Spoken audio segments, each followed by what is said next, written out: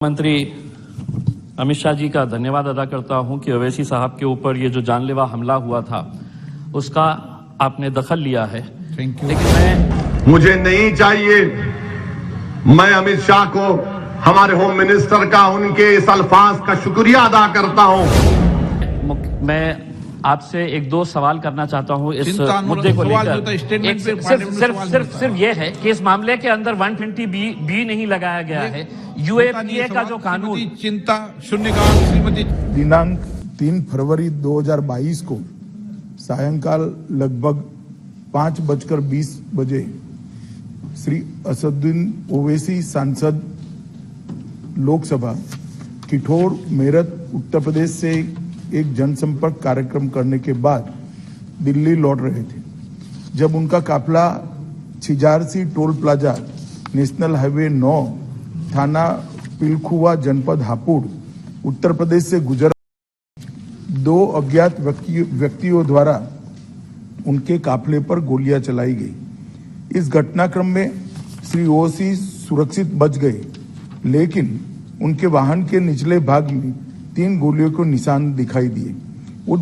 उक्त घटना को 3 गवाहों ने भी देखा है।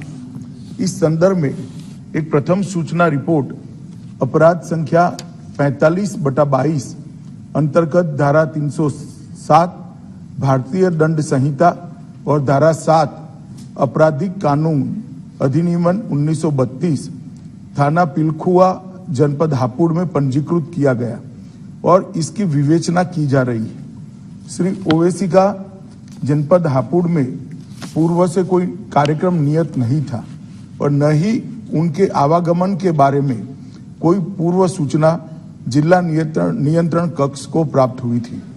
श्री ओवैसी घटना के पश्चात सुरक्षित दिल्ली वापस पहुंच गए।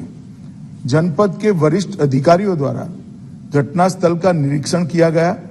विवेचना के क्रम में स्थानीय पुलिस ने त्वरित कार्यवाही करते हुए 2 अभियुक्तों को गिरफ्तार किया और उनमें से 2 अनधिकृत पिस्तौल और 1 ऑल्टो कार की बरामदगी की गई।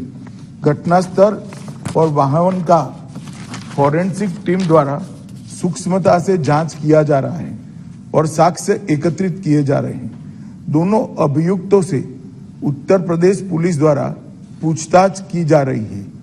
जनपद में कानून और व्यवस्था की स्थिति नियंत्रण में है और सामान्य है। कड़ी सतर्कता भी बरती जा रही है।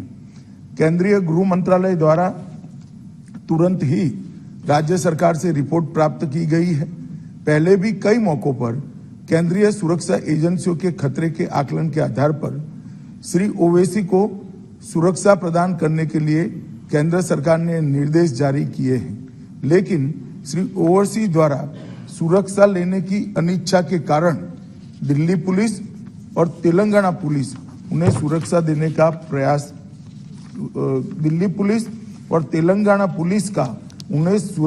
का प्रयास सफल नहीं हो पाया है। श्री ओवैसी के खतरे का पुनः मूल्यांकन कराया गया है और खतरे के आकलन के आधार पर उनको दिल्ली में बुलेट प्रूफ कार के साथ अखिल भारतीय स्तर पर केंद्रीय रिजर्व पुलिस बल की जेड श्रेणी की सुरक्षा प्रदान की गई है। मेरा वक्तव्य समाप्त होता है, परंतु श्री ओवैसी जी ने सीआरपीएफ के सुरक्षा ब्रांच को मौखिक रूप से बताया है कि वो उनको सुरक्षा नहीं चाहिए। मैं सदन के माध्यम से और आपके माध्यम से श्री ओवैसी जी को विनती करना चाहूंगा कि उन्होंने सुरक्षा ले लेनी चाहिए और सुरक्षा लेकर ही अपने राजनीतिक कार्यक्रम करने चाहिए। धन्यवाद। श्रीमती शून्यकाल। देश के गृह मंत्री अमित शाह जी का धन्यवाद अदा करता हूं कि ओवैसी साहब के ऊपर ये जो जानलेवा हमला हुआ था उसका आपने दखल लिया है। लेकिन मैं आपसे एक दो सवाल करना चाहता हूं इस मुद्दे को लेकर। सिर्फ ये है कि इस मामले के अंदर 120 बी नहीं लगाया गया है। यूएपीए का जो कानून चिंता शून्यकाल श्रीमती चिंता अनुराधा। श्री मनीष तिवारी जी।